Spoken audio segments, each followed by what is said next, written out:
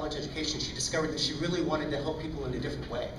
And so in her 3rd year, she went ahead and went to the nursing program, and she graduated with a double major, psychology and then nursing. And then she went right into pediatrics. And as she worked in pediatrics, she realized she wanted to be a nurse practitioner. So she continued working, and she went to school, and again got another double major.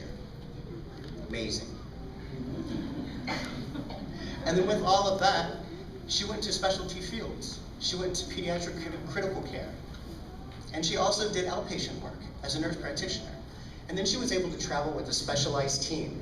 She went to Nepal, she went to Vietnam, she went to Ecuador, and she works helping children that were born with defects and helping train staff in those countries to help those children. So it's my honor and my privilege and my pleasure to introduce to you Professor Laura Ohara.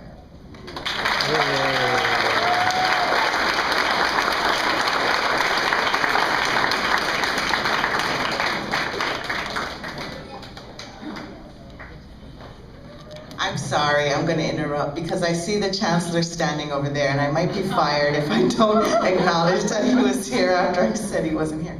Would you like to come up and say just a few words before we, and then you can go. I'm putting him on the spot. Maybe I'll be fired after all, I don't know.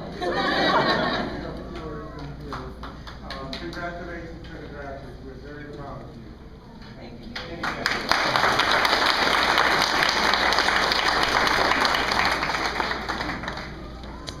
Hello, everybody. Hello. It's been a while since I've seen you. Since May. And you all look so different. What happened? I think you got some sleep. I think that's what it is. Because in pediatrics, I know you didn't get too much sleep. So really glad to see you. And I'm very, very honored and humbled that you asked me to give your speech today. After all, you are the self-dud best class ever, right? That's what you keep telling me. And I have to tell you, you were certainly, both cohorts, I know we didn't have you together, but both of you have been so much fun to teach. I had a great time. I learned a lot, believe it or not. I learned a lot from you guys. And I think we had some real good times in the class. Yes. Yeah? We had a lot of fun. So I am really grateful and privileged to give this speech to you today. Now, just like everyone has said, we are so proud of you because we know, all of us here in this room know how hard this program is and how hard you worked to be here. Long hours, little sleep. Yeah, you guys are nodding, yeah. Tough tests, a lot of clinical time, right? And I know some of you felt at times, why am I doing this? Why am I putting myself and my family through this? And I think the fact that you're all sitting here just gives testimony to this inner strength that you guys have, the resiliency, the tenaciousness, the rising up to challenges that we threw down in front of you, you guys all met. And it's phenomenal. So we're very, very proud of you. Also, I'm really proud of all of you out there. Because as everyone has said, this couldn't have been, they could not be here without you. We all know that. We know that you've had to make sacrifices. You've maybe had to work more hours, or maybe do with less income. Certainly with the changing schedules, the things that we made them go through, you watched and supported and cheered, and when they felt like they couldn't do it, you were there to tell them, come on, we're in it together, you can do it. So we know that you are the backbone and why they're here. So give it a round of applause.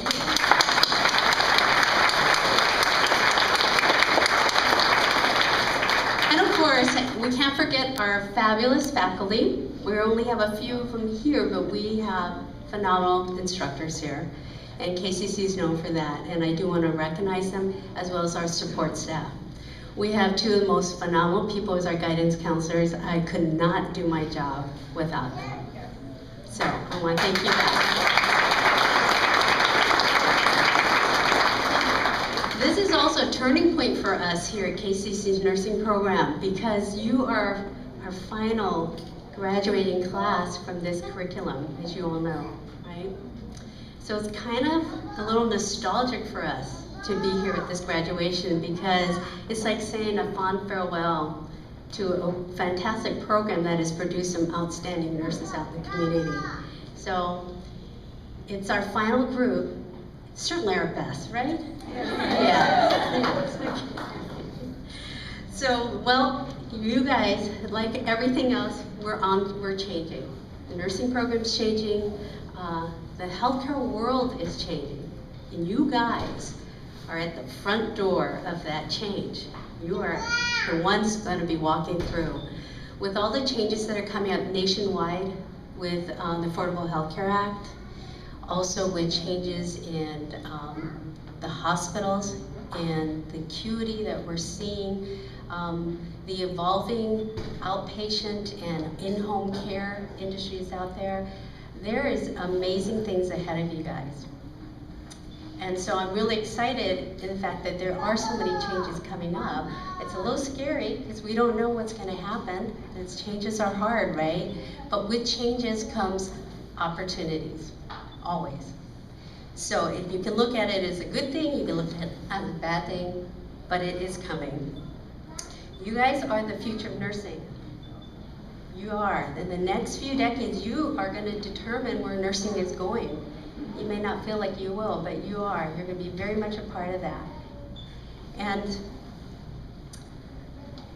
nursing will continue to change, to adapt, to evolve. It always has. It's certainly different than it was for me 33 years ago. Very different story. It certainly was different when Florence Nightingale first, started this whole science of nursing. So you are up for some challenges. Are you guys up for that? Yes. Yes? I think you are. I know you guys have talked to others. You've been hearing the stories about how hard it is to get your first RN job, right? So I don't want to belabor that point, but because of what you have done in order to get here today, this is just a little bump in the road, a little phase. Like I said, my mantras for children, it's just a phase, it's just a phase, it will go away, and this will too, okay? You just have to persevere, and I know you guys will. Times are changing, but as I said, you can either keep your eyes open to those opportunities for yourself and developing the career you want, or you can create it yourself. The job I wanted when I graduated from graduate school didn't exist, except in my mind. But I was able to come across an opportunity and actually create that for myself for the first time in the institution I was at.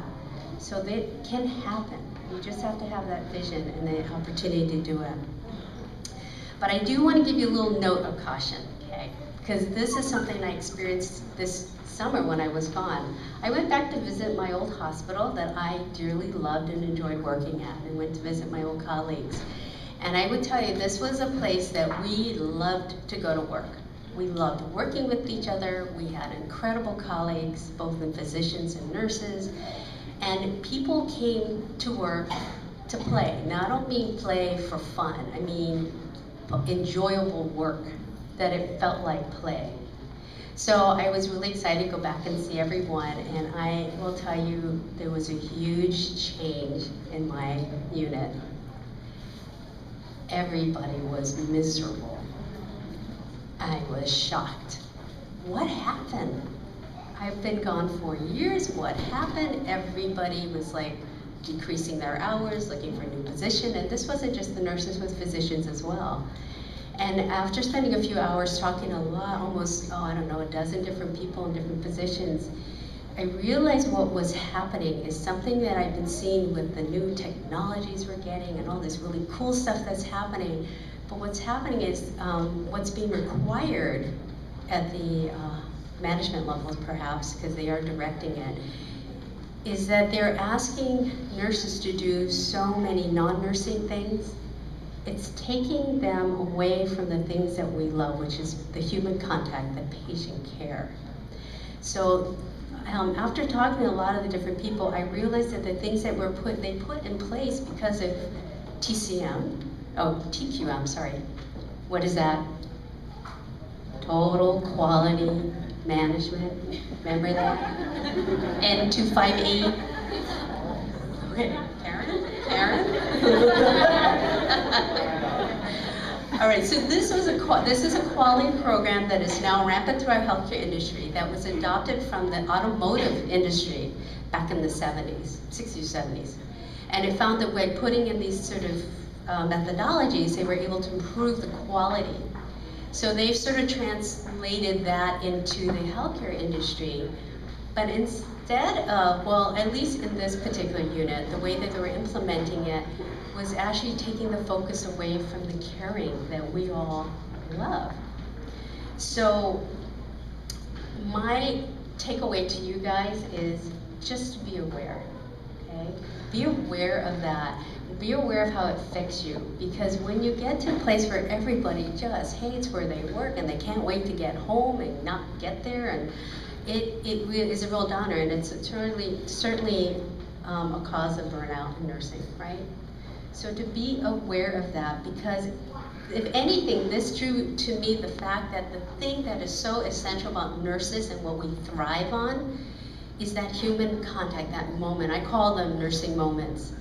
It's that moment when you as a nurse have been able to touch someone spiritually, touch their souls, or have them touch you.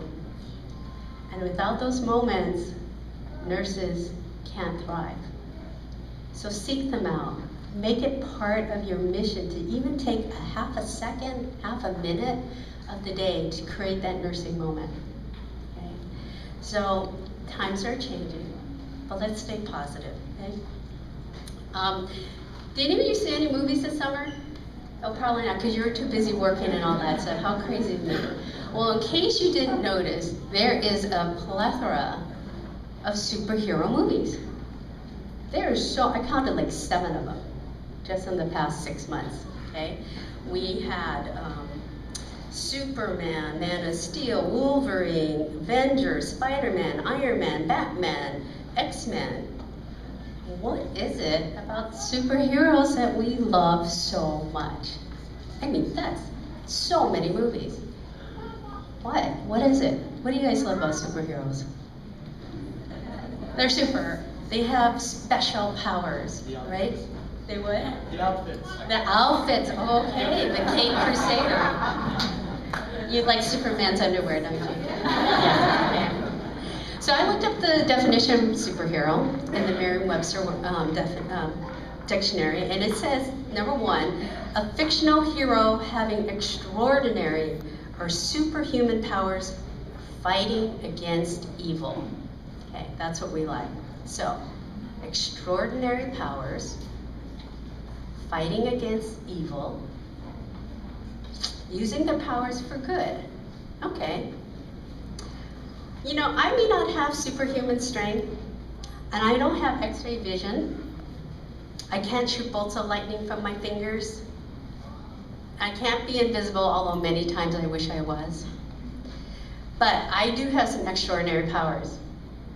I can go without peeing for 12 hours. I can eat an entire meal in 5 minutes flat, right? I can sense when something is wrong in a person when there's no test to prove me that it is. I can hear what someone is saying without them saying a word. You guys can do that too. I can ease or comfort someone's pain. I can explain complex issues in understandable means. The second definition of a superhero, the Merriam-Webster dictionary says, 2, an exceptionally skillful or successful person. So that doesn't have to be fictional, okay? So now I have to confess to you all, like last year when I did this speech, I had to confess I was a Trekkie. Today I am confessing to you that I am a superhero.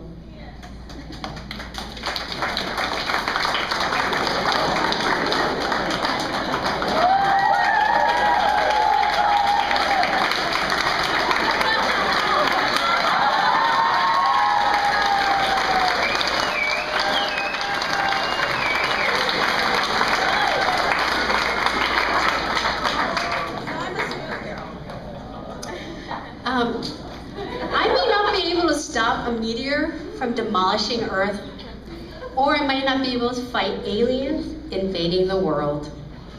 But together, we, all of us superheroes, we can sit with or hold someone who has received bad news.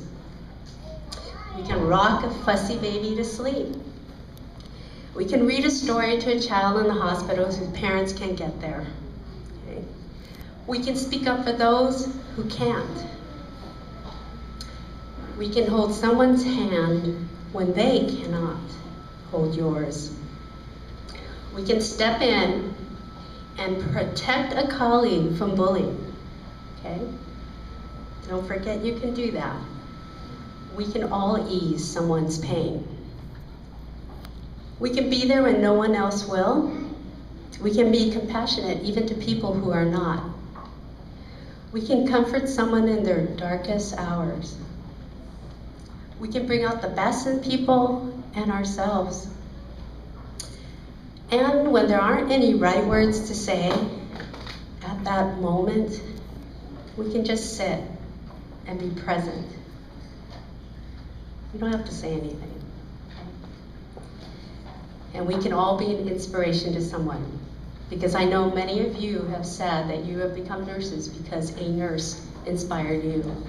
So be that kind of a nurse, okay?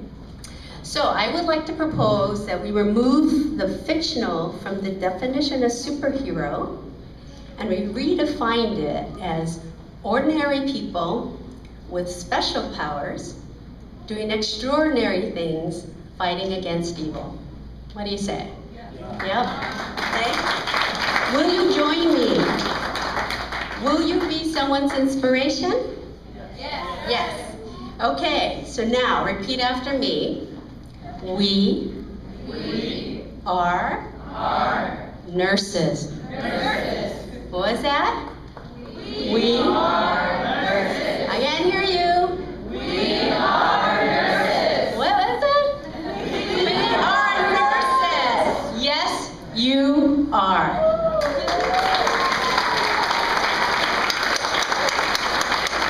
Now go out there and go do good. Okay? And let me be the first to give congratulations to our new nursing colleagues. Live long and prosper.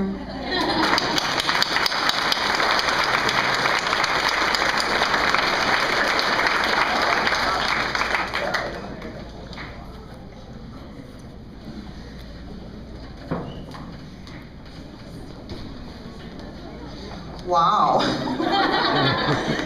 I never know I had to